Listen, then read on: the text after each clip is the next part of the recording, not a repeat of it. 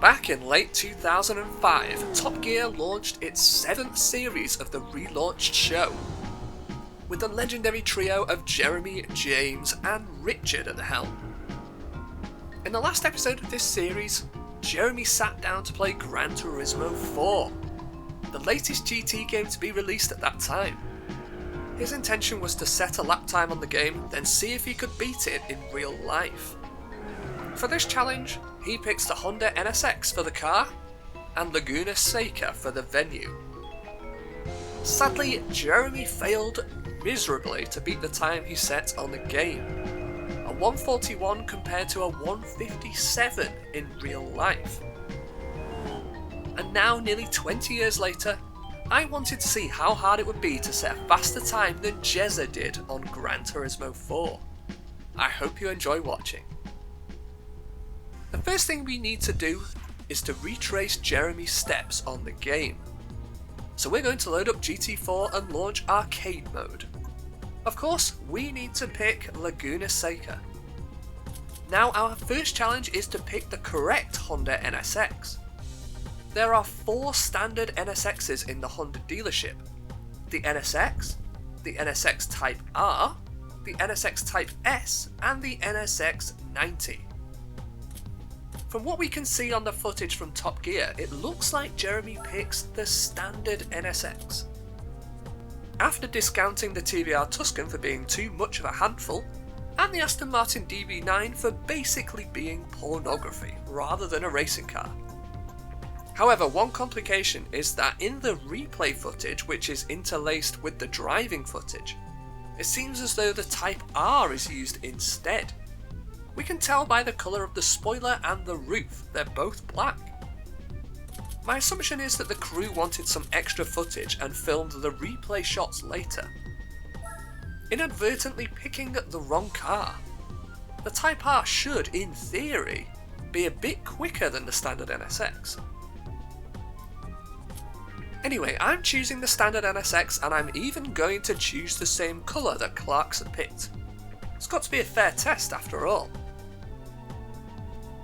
We don't get to see what driving aids Jeremy used, so I'm just going to go with the default settings: automatic gears, all assists and sports medium tyres, all of which will likely make me slower than I would otherwise be.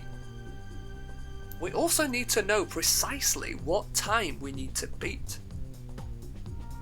It's not on screen for long, but if we pause it at just the right moment, we can see that Jeremy gets a 141.148. So that's the time we need to beat. And across the line, ready to start our first lap. Heading down to the first corner, thinking about where to brake. It's actually a brand new track and car combination for me. I can't say that I've actually tried this before, so I don't know the braking points. They're going to be absolutely new to me here.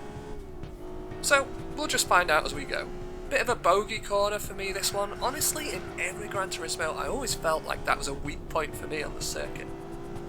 Pretty sure this corner could be taken faster if you have the balls to just go through it and just lift off rather than brake. Again, bit of a tricky corner, this one on Gran Turismo 4. I always feel like I have to brake earlier and brake more than I would have done on the likes of Gran Turismo 2, for example. And this corner is also a bit tricky as well. Definitely have to brake for it, but I think that was too much braking there, so definitely something I could optimise in my next lap. Coming up to the corkscrew, braking on the curb. Obviously the second part of the corner is blind. Another tricky corner. I'm never sure whether it's best to tap the brakes or just lift off from the accelerator. Coming up to the final corner, again, not sure where to brake. Going to brake just before the 2-board. That seemed okay. I think slightly outbraked myself there. And then it's a run to the line to see what time we're going to get. And it's a 141.8. Currently 7/10 off Clarkson's time. Braking a bit later into the first corner this time. I actually feel like it's better to run wide a little bit in the mid-corner and then hook it back up for a late apex on the second part of the corner. Again, bit of a bogey corner for me this one, but that felt a little bit better. although not maximising the track width. Again, this one, hard to pick your braking point, trying to go around it without braking this time. Sadly, we do miss the apex there. The traction control kind of saves us, and we're actually behind the Ghost at the moment, so this is not looking good. Trying to take that corner a little bit better, I think we have done, still not great. Obviously things like ASM and traction control are slowing us down, but we'll do what we can. Again, a little bit faster through there, you can start to take risks. Again, braking on the curb, into the corkscrew. Second part of the corner is of course blind. That wasn't bad at all, following the racing line. Tap of brake this time, but again that traction control really stopping us from accelerating out of the corner as we would like. Lovely bit of camber on that corner on Gran Turismo 4 actually, way better than on GT2. And in the final corner we hit the apex this time, got to try and feed the power out as best as we can to overcome the traction control. And the run up to the line, is this going to be an improvement?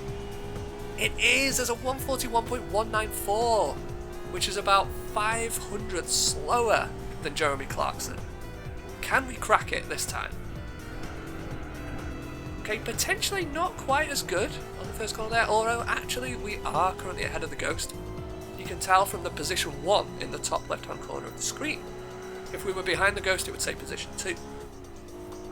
Around the bogey corner, not too bad this time. A tap of brake this time. For that corner, I played it a little bit safer than I did last time. Coming up to this one, where we're going to brake at the 2 board. That's not bad. But again, traction control really limiting us in terms of how fast we can get on the power. Oh, a lot of braking into that corner there. I actually feel like I probably took that corner better on the previous lap. But you know, it's hard to improve every single corner lap on lap. Again, braking actually just before the curb on this lap. A little bit too early there, I would say. So hopefully that doesn't cost us. Still ahead of the Ghost, of course. A fair amount of braking into that corner. I actually think it was better on the previous lap too. Again, we can really benefit from the camber on the inside of the corner on that one. A lot easier than on Gran Turismo 2. Again, braking a bit earlier for the final corner, we slightly missed the apex. But now we're miles ahead of the Ghost, so this, in theory, should be it. And it's a 139.898. We have done it. And there we have it. A 139.898. It took us just 3 laps to beat Jezza's time. Which leaves me with a bit of a problem, because I didn't expect it to happen that quickly. So I went in search of other people who attempted exactly what I'm doing here. I found a video from a user named Exotic95 who had attempted to beat Jeremy's time and had been successful. However, Exotic's time was a 140.962, which I'd already beaten. So I carried on looking, and to my surprise, I really couldn't find that many at all. Just that one and another, from a user named Jonathan1742, who had recorded an astonishing time of 134.676. Wow. However, Jonathan is using the NSX Type R and also the Sports Soft Tyre. Still though, that seems like a decent lap time. Can we beat it? Let's find out. Here's my first decent lap, aside from a few practice laps. Could I get close to Jonathan's time? And the answer was no, not especially. I crossed the line with a 135.1, so about 5/10 off his record. But undeterred, I kept going. I got my time down to a 134.9. My first lap in the 134s, but could I keep going? A while later I managed a 134.8, improving by just a tenth. We're now only a couple of tenths off our new target time. And then came another improvement, by another tenth, down to 134.7 for the first time. But it wouldn't be the last, as I improved on this lap by just 0.02 of a second. It's a small improvement, but an improvement nonetheless. And then finally, after many attempts, I achieved this time. A 1:34.592. Just over a tenth quicker than the lap that Jonathan recorded some 14 years ago. But I was determined to see just how low I could take my time. And after many, many attempts, I achieved this lap. And across the line to start the lap. Heading down into turn 1, braking just before the 2. As I said earlier in the video, I actually think it might be best to run a bit wide and then really hook it back up for the second part of the corner. Again, bit of a bogey corner this for me, so I'm sure you could probably do it better yourselves, but that wasn't too bad I think by my own standards. Again, another bit of a tricky one. I do decide to tap the brakes rather than just lifting off, kicking up a little bit of dirt on the exit, but it's okay.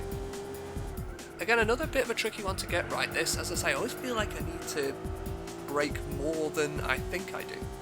Again, I think that was okay. Coming up to this corner, again, a fair bit of braking, more than you have to do on the likes of Gran Turismo 2, for example. I think it's actually flat, in certain cars at least. Braking on the curb, really hooking it into the inside, and then actually running a wheel over the corner there, really trying to maximise track limits. And here for this one, I actually just lifted off the throttle. As you can see, without traction control and ASM, it's a lot easier to actually do that and carry the speed. Again, benefiting from the camber on that corner as well. Coming up to the final turn, braking just before the 2 board, maximising track limits on the way out as well, and then we run to the line.